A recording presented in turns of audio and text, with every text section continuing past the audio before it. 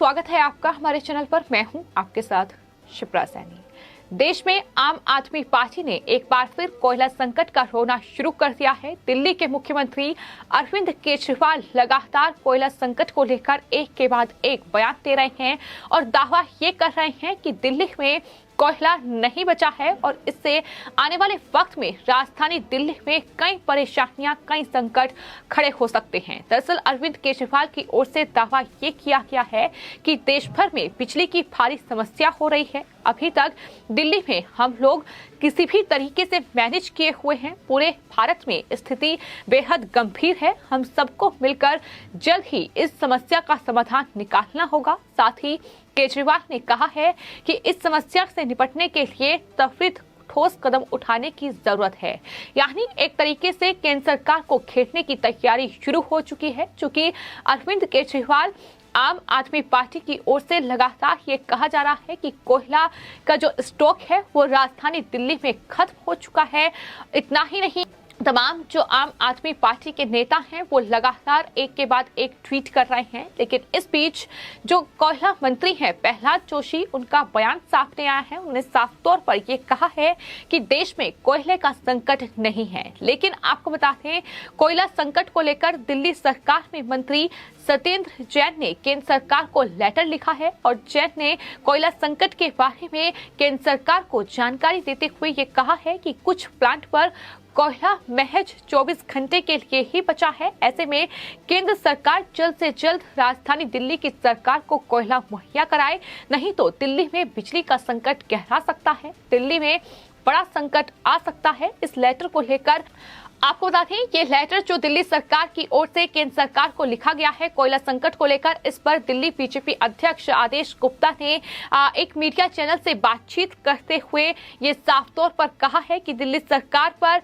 कई गंभीर आरोप लगाए हैं। कहा है कि जब भी दिल्ली पर कोई संकट आता है तो दिल्ली सरकार अपना पल्ला झाड़ते हुए केंद्र सरकार को जिम्मेदार ठहराती है और कहीं न कहीं ये तस्वीर लगातार देखने को मिली है। ये पहला मौका नहीं है जब इस तरीके से केजरीवाल सरकार की ओर से दावा ये किया गया हो कि दिल्ली में महज एक दिन का कोयला बचा है। इससे कुछ वक्त पहले ही आम आदमी पार्टी और राजधानी दिल्ली के मुख्यमंत्री अरविंद केजरीवाल की ओर से दावा किया गया था कि दिल्ली में बिजली का संकट गहरा सकता है। दिल्ली में सरकार के पास कुछ ही वक्त का कोयला बचा है। ये तमाम दावे उनकी तरफ से किए गए थे, लेकिन अचानक से कोयले का संकट दूर हो गया और एक बार फिर अरविंद केजरीवाल की ओर से यही राजनीतिक खेल कहीं ना कहीं अब कोयले के संकट को लेकर खेला जा रहा है। और इसमें तमाम विपक्षी दल, खासतौर पर कांग्रेस पार्टी और तमाम विपक्षी पार्टियां अब आम आदमी पार्टी के साथ आकर खड़ी हो गई हैं। केंद्र सरकार को लगातार जिम्मेदार ठहरा रही हैं और दावा उनकी तरफ से ये किया जा रहा है कि देश में लगातार बिजली कटौती हो रही है। हालांकि आपको ये भी बता दें कि ये वही आम आदमी पार्टी है जो राजधानी दिल्ली से लेकर जब आम आदमी पार्टी की सत्ता पंजाब में आती है तो उनकी तरफ से जनता से ये वादा किया जाता है कि 300 यूनिट वो फ्री बिजली देंगे। लेकिन अब चूंकि आम आदमी पार्टी की सत्ता पंजाब में आ चुकी है और वो वहां के जो लोग हैं उन्हें फ्री बिजली नहीं दे पा रही है, तो ऐसे में कहीं ना कहीं एक तरीका निकाला गया है कि किस तरीके से इस पूरे मामले से पल्ला झाड़ा जाए। और शायद यही वजह है कि इस तरीके से अब केंद्र सरकार को इसके लिए जिम्मेदार ठहराया जा रहा है। लेकिन इस पूरे मामले पर देश के कोयला मंत्री प्रहलाद जोशी का बयान सामने आया है, जिन्होंने साफ तौर पर यह कहा है कि देश में कोई भी कोयले का संकट नहीं है। पहले कोयला स्टॉक 21 दिन का होता था, लेकिन आज भी देश में 10 दिन का कोयला स्टॉक है। जिस राज्य की जो भी समस्याएं हैं उसे जल्द दूर किया जाएगा। जिन राज्यों में कोयले का संकट होगा उसे तत्काल केंद्र सरकार संकट से उभारेगी। ये साफ तौर पर उनकी तरफ से कहा गया है। जो लेटर दिल्ली सरकार के मंत्री सत्येंद्र जैन ने लिखा है उस लेटर में कहीं ना कहीं राजनीति की बू आ रही है, क्योंकि आम आदमी पार्टी हर वक्त हर मुद्दे पर सिर्फ राजनीति करना जानती है और कुछ भी नहीं। और कहीं ना कहीं आम आदमी पार्टी की राह पर ही अब कांग्रेस पार्टी भी निकल पड़ी है और कांग्रेस पार्टी के नेता राहुल गांधी से लेकर छत्तीसगढ़ के मुख्यमंत्री भूपेंद्र बघेल की ओर से बाकायदा अब इस पूरे मामले पर लगातार बयानबाजी की जा रही है। जिसमें राहुल गांधी ने ट्वीट करते हुए लिखा है कि ईंधन की कीमतों में अगर उछाल आता है तो राज्य को दोष, कोयले की कमी राज्य को दोष, ऑक्सीजन की कमी राज्य को दोष, सभी ईंधन करों का 68% केंद्र द्वारा लिया जाता है, फिर भी पीएम जिम्मेदारी से बचते हैं। यानी प्रधानमंत्री के उस बयान का जिक्र कहीं न कहीं किया गया है जब हाल ही में प्रधानमंत्री नरेंद्र मोदी ने जो पेट्रोल और डीजल की कीमतें बढ़ रही हैं उसको लेकर साफ तौर पर जो विपक्ष शासित राज्य हैं उन्हें फटकार लगाई थी। साफ तौर पर ये कहा था कि जो वैट है उससे कम करके ये तमाम राज्य पेट्रोल और डीजल की कीमतों को कम करें। तो ऐसे में राहुल गांधी की ओर से इस तरीके से निशाना साधा किया है। मोदी का संवाद सहयोगी नहीं है, यह जबरदस्ती है, इस तरीके से राहुल गांधी ने ट्वीट किया है। लेकिन इस पर आपको बता दें कोयला मंत्री प्रहलाद जोशी ने पलटवार करते हुए राहुल गांधी को करारा जवाब दिया है। उन्होंने कहा है कि वो फेक ज्योतिषी नहीं, फेक गांधी भी है। वो अगर इतने ही अच्छे ज्योतिषी हैं तो अपनी पार्टी का भविष्य बताएं।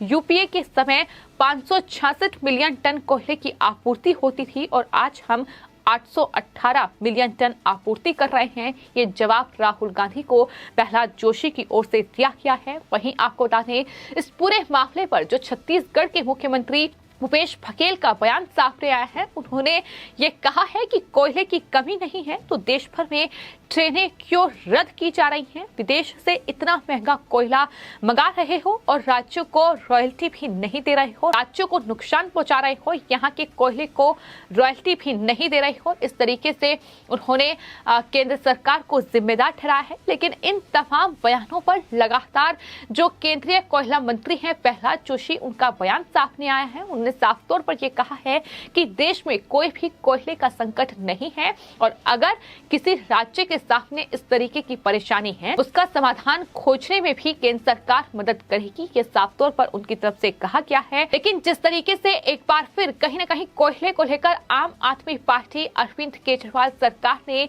ये नई सियासत शुरू की है, ये सियासत ही इसे कहा जाएगा क्योंकि इससे पहले भी इस तरीके का राजनीतिक हथकंडा आम आदमी पार्टी अपना चुकी है।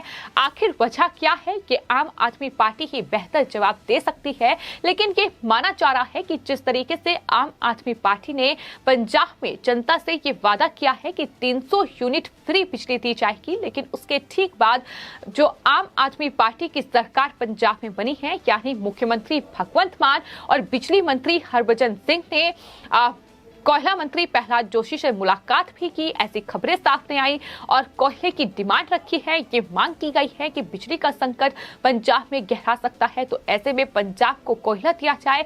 यानी ये तमाम तरीके कहीं ना कहीं अपनाए जा रहे हैं जिस तरीके से फ्री बिजली देने का वादा किया गया था। लेकिन इस पूरे मामले पर अब जो बीजेपी के सांसद हैं प्रवेश साहिब सिंह, उनका ट्वीट सामने आया है। उन्होंने आम आदमी पार्टी को घेरते हुए ये साफ तौर पर कहा है कि कोरोना में दिल्ली को डिमांड से ज्यादा ऑक्सीजन मिला, फिर भी केजरीवाल ने कमी का भ्रम फैलाया जबकि खुद के पास स्टोरेज के लिए टैंक तक नहीं थे। साफ तौर पर इस बात का जिक्र भी उनकी तरफ से किया गया कि पिछले दिनों भी इसी तरीके का भ्रम जो है वो कहीं न कहीं कोयले को लेकर आम आदमी पार्टी की ओर से फैलाया गया था, लेकिन कोयला पर्याप्त था और फिर भी केजरीवाल ने झूठ बोला।